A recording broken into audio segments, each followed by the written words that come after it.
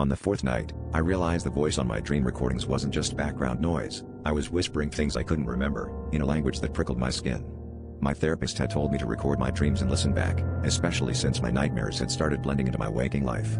At first, it was just my sleep-muddled mumbling, but by the third night, the whispers formed words, long and lilting, weaving through the static. I replayed the audio obsessively, noticing how the volume of the whisper swelled each night until it nearly drowned out my own breathing. Curiosity gnawed at me, so I ran the audio through a translation app. Nothing. The language didn't register as anything human.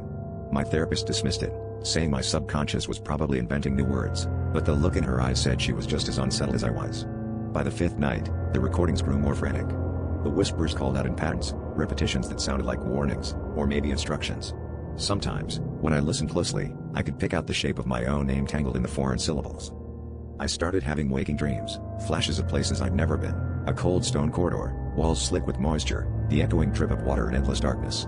Every morning, I'd play the newest recording and hear the voice, my voice, pleading, panicked, always in that same language.